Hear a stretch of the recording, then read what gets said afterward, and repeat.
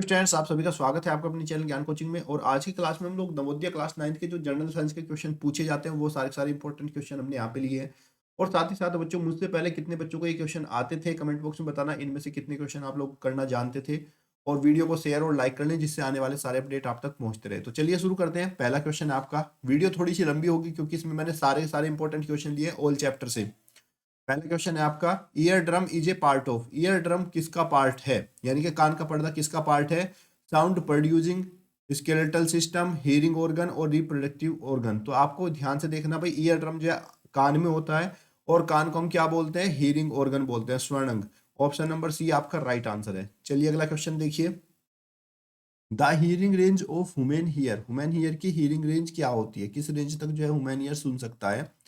तो उसका right answer है 20 hertz to 20,000 hertz. Option number one आपका राइट आंसर। कान की जो स्वर्ण सीमा होती है 20 हर्ट्ज से लेकर तो 20,000 तक होती है।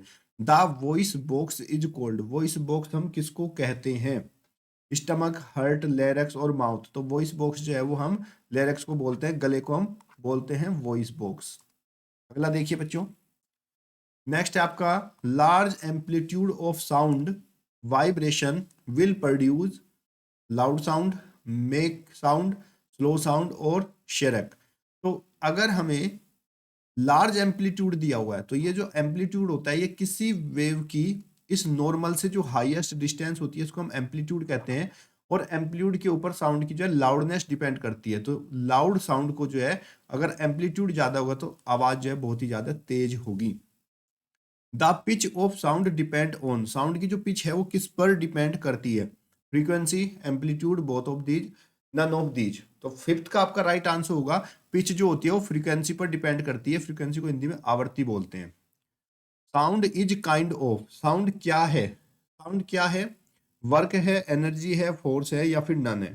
तो साउंड जो है वो एक तरह की एनर्जी होती है। तो ऑप्शन नंबर 6 का आपका बी राइट आंसर हो जाएगा। साउंड एक ऊर्जा है। नेक्स्ट देखिए। To an to and fro motion of an object is called. किसी भी वस्तु का आगे पीछे करने को क्या कहते हैं? Question number 7। तो 7 का सही आंसर है, उसको हम वाइब्रेशन बोलते हैं।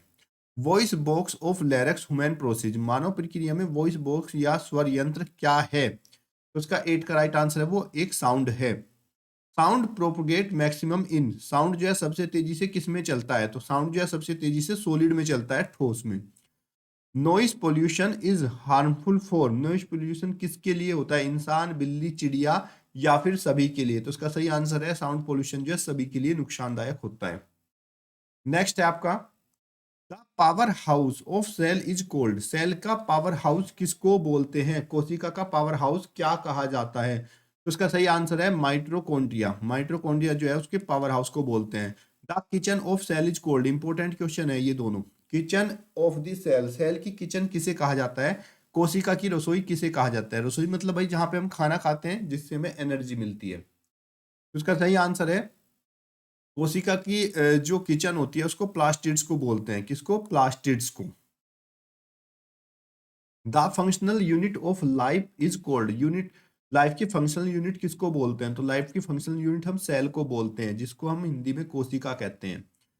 Chloroplast is found in. Chloroplast किस में पाया जाता है? तो क्लोरोप्लास्ट जो है आपका प्लांट सेल में पाया जाता है। ओनली प्लांट सेल में जो है क्लोरोप्लास्ट होता है, जिसको हम पादप बोलते हैं। प्लांट सेल यानी कि पादप कोशिका में। नेक्स्ट देखिए।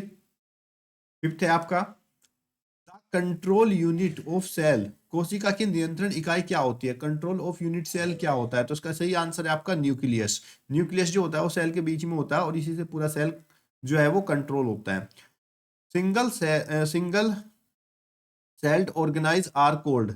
जो एक सेल से बने होते हैं उसको हम क्या कहते हैं? जो सिंगल सेल से बने होते हैं, जिनके अंदर ऑर्गन्स नहीं होते, एक कोशिकीय जीव जो जिनको कहते हैं, वो उनको हम यूनिसेलुलर बोलते हैं। क्या बोलते हैं? यूनिसेलुलर। टिश्यू इज ए।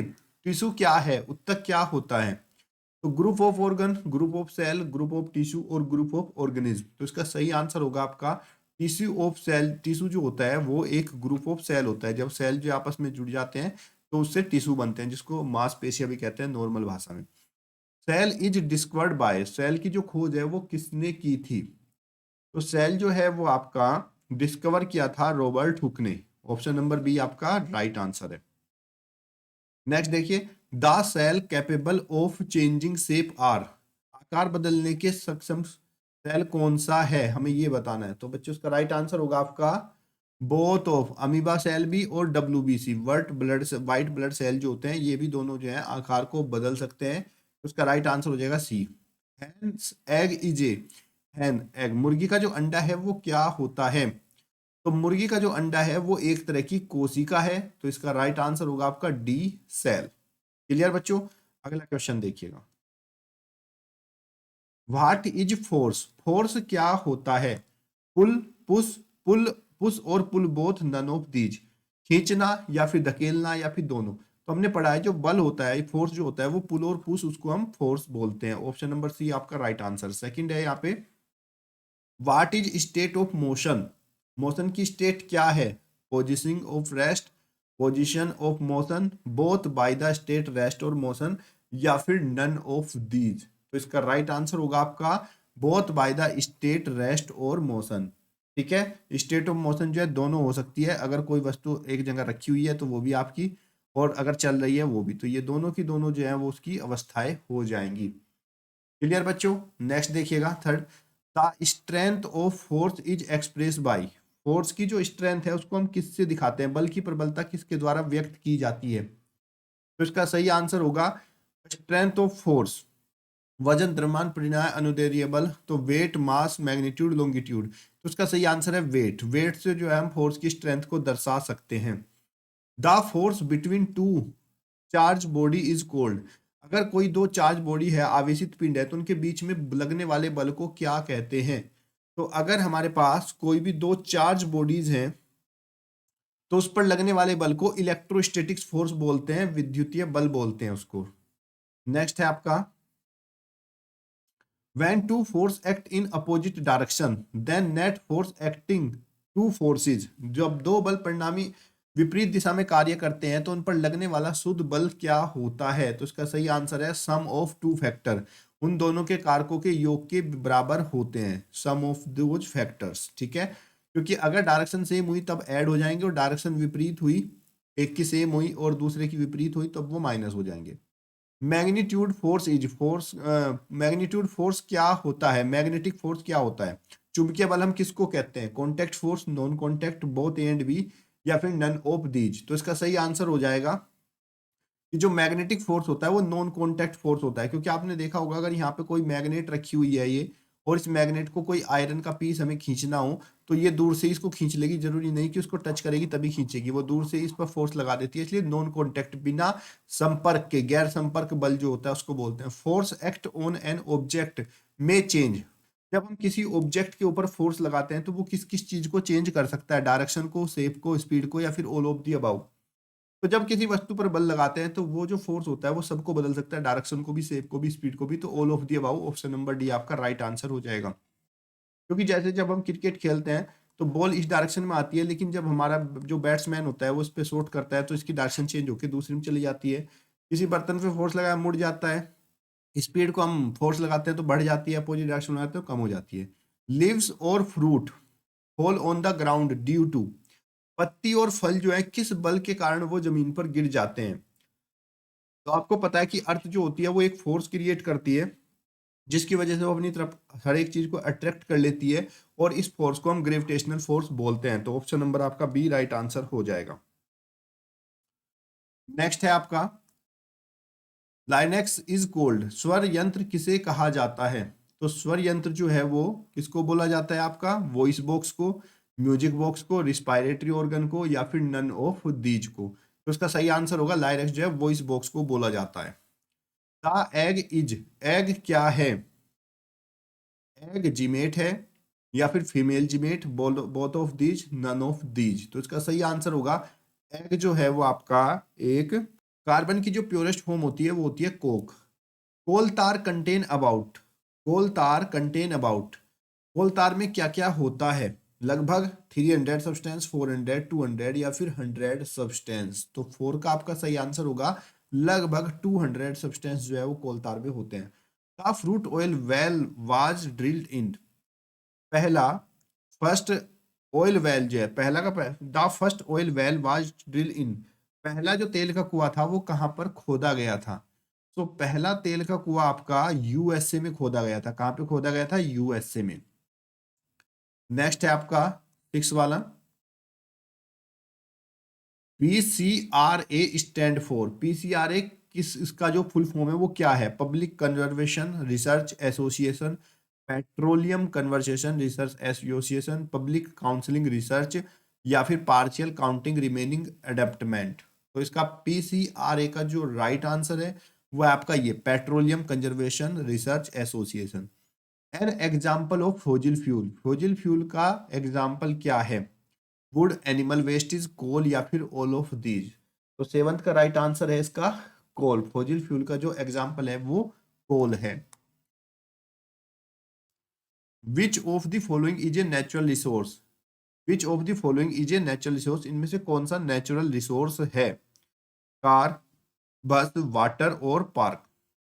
तो 8 का आपका राइट आंसर होगा यहाँ पर, जो नेचुरल रिसोर्स है वो वाटर है। विच of the following man made resource, इनमें से कौन सा आदमी के द्वारा बनाया गया रिसोर्स है? एयर, वाटर, सोइल, या फिर पार्क। तो 9 का राइट आंसर हो जाएगा park.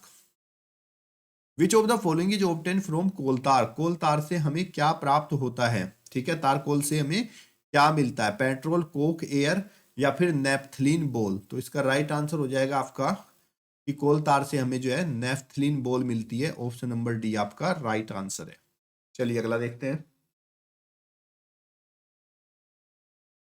Watering the crop is cold, फसलों में पानी देने को क्या बोलते हैं? सोइंग, मैन्योरिंग, टिलिंग, या फिर इरिगेशन। तो इसका सही आंसर होगा सिंचाई करना, खेतों में पानी देना जो है इरिगेशन को बोलता है। वीड आर दी, वीड्स क्या होती हैं? खरपतवार क्या होती हैं? तो जब हम फसल लगाते हैं, मान लो हमने गेहूं की फसल बोई, उसके अंदर कुछ और भी पेड़ उग जाते हैं तो उसको हम वीड्स बोलते हैं। Unwanted plant grow along the crop, जो क्रॉप के साथ अनवांटेड जो प्लांट है वो ग्रो हो जाते हैं उसी को हम वीड्स बोलते हैं। ठीक है बच्चों, नेक्स्ट देखो। Combine are use for, combines machine जो होती है वो किसके लिए यूज करी जाती है? Sowing of seed, harvesting of crop, threshing, harvesting of threshing both. तो कंबाइन जो होती है वो हार्वेस्टिंग द क्रॉप के लिए यूज की जाती है, फसलों की कटाई के लिए। Separating grains from the chaff is cold, अनाज को भूसी से अलग करना क्या कहलाता है? तो इसको हम बोलते हैं, अनाज को जो इससे अलग करते हैं इसको हम थ्रेसिंग कहते हैं। क्या बोलते हैं? थ्रेसिंग। नेक्स्ट देखिएगा। Weeds are use to destroy, weeds को डिस्ट्रॉय करने के लिए हम किसका यूज करते हैं? चलिए ध्यान से देख के बताना बच्चों। इंसेक्ट, वीड, पेस्टिज, या फिर नन ऑफ दीज। तो भाई वीड्स जो होते हैं उसको डिस्ट्रॉय करने के लिए हमें किसका यूज करना पड़ेगा? भाई खरपतवार का थोड़ा यूज कर लें, खरपतवार नाशक होता तो उसका यूज करते। तो उसका सही आंसर है इनमें से कोई नहीं। Kharif crop are sown in, kharif crop जो है वो कब सोन की जाती है? उसका सही आंसर है मई और जून में। अक्टूबर, wheat and gram belong to, wheat और ग्राम जो है दोनों के दोनों किस में बिलोंग करते हैं? तो इसका सही आंसर होगा आपका रबी की क्रॉप में। Example of kharif crop, example of kharif crop are, kharif की फसलों के उदाहरण क्या हैं? तो इसका सही आंसर होगा आपका 8 का सी, पैडी एंड मेजाइन, धान और मक्का। 2,4-D इज ए, 2,4-D एक क्या है? तो इसका सही आंसर है 2,4-D जो है वो आपका एक खरपतवारनाशी है, वेडिसाइड्स है। Seed drill is use to, seed drill को हम किसके लिए यूज करते हैं? सीड ड्रिल को सो द सीड, बीज को बोने के लिए हम सीड ड्रिल का यूज करते हैं। अगला प्रश्न देखिए। कंप्लीट द सेंटेंस, इस सेंटेंस को हमें कंप्लीट करना है जिसके लिए हमें कुछ ऑप्शन यहाँ पर दिए गए हैं। क्वेश्चन में कहा गया है कि फ्रैक्शन ऑलवेज, फ्रैक्शन क्या होता है? Help the motion, oppose the motion, both of these, या फिर नन ऑफ दीज। तो पहले का सही आंसर है अपोज द मोशन, मोशन को रोकने की कोशिश हमेशा करता है वो है fraction. Which one of these characteristic does a smooth surface has, इसमें से जो कैरेक्टरिस्टिक है स्मूथ सरफेस की वो क्या है? चिकनी सतह में से इनमें से कौन सी विशेषता होती है? Less friction force, more friction force, some time less, some time more, all of the about. तो सेकंड का राइट आंसर होगा आपका लेस फ्रिक्शन फोर्स। अगर चिकनी सतह होगी तो उस पर घर्षण बल कम हो जाएगा। फ्रैक्शन इज ए, फ्रैक्शन क्या है आपका, कॉन्टैक्ट फोर्स है या फिर नॉन कॉन्टैक्ट मैग्नेट या नन ऑफ दीज। तो इसका राइट आंसर है फ्रिक्शन एक कॉन्टैक्ट फोर्स होता है।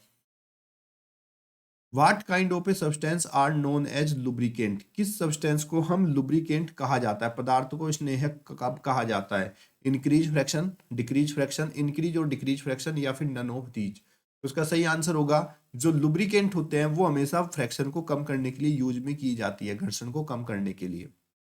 फ्लूइड्स आर, फ्लूइड्स क्या होते हैं, gas, liquid, gas and liquid both या फिर नन ऑफ दीज। तो 5 का आंसर हो जाएगा गैस और लिक्विड जो होते हैं दोनों ही फ्लूइड्स होते हैं, द्रव यानी कि जो आसानी से फ्लो कर सकते हैं, बह सकते हैं, एक प्लेस से दूसरे प्लेस पर जा सकते हैं। अगला प्रश्न है on what force, on what force of fraction, on what force of fraction depend, fraction जो फोर्स है वो किस पर डिपेंड करता है, smoothness of surface, roughness of surface, inclination of surface, all of the above. तो 6 का राइट आंसर होगा ऑल ऑफ दी अबाउ। घर्षण बल जो है चिकनाई पर, खुरदुरा, झुकाव पर, सब पर। Fraction is a an, fraction एक क्या है, इविल, बुराई है, कोई शत्रु है, या फिर दोनों के दोनों है, या फिर इनमें से कोई नहीं है।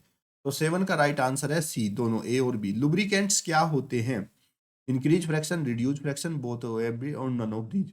तो लुब्रिकेंट जो होते हैं वो रिड्यूस करते हैं, फ्रैक्शन को कम कर देते हैं। Rolling fraction is smaller than, rolling fraction किससे कम होता है, स्लाइडिंग फ्रैक्शन से, स्टैटिक फ्रैक्शन से, फ्लूइड फ्रैक्शन से, या फिर ऑल ऑफ दीज। तो 9 का आंसर होगा जो रोलिंग फ्रैक्शन होता है वो इनसे कम होता है, सबसे, option number D. The shape of the airplane, plane like, airplane की शेप जो है वो कैसी होती है, तो एयरप्लेन की जो शेप होती है वो स्ट्रीमलाइन बॉडी से बनती है, जैसे कि चिड़िया की शेप होती है। ऑप्शन नंबर ए आपका राइट आंसर हो जाएगा। तो बच्चों उम्मीद करता हूँ आपको ये सारे के सारे जनरल साइंस के क्वेश्चन समझ में आ गए होंगे अच्छे से, और इसके जैसी मैं आपकी 2 और 3 वीडियो और आपके लिए शेयर करूंगा, इसमें बहुत सारे क्वेश्चन मैं लूंगा जो आपके प्रीवियस ईयर में लगातार बार बार पूछे गए हैं। साथ ही साथ अगर इसकी आपको पीडीएफ चाहिए तो जो नीचे मेरा नंबर चल रहा है इस नंबर पे आप लोग जो है व्हाट्सएप पे मैसेज कर दीजिएगा, मैं यहाँ से आपको पीडीएफ प्रोवाइड करा दूंगा जिससे आपका पेपर अच्छे जा सके। और उससे पहले इंपॉर्टेंट बात भाई, चैनल को सब्सक्राइब और लाइक कर लीजिएगा जिससे आने वाले अपडेट आप तक पहुँचते रहें। तब तक के लिए धन्यवाद। जय हिंद, जय भारत, बेस्ट ऑफ लक।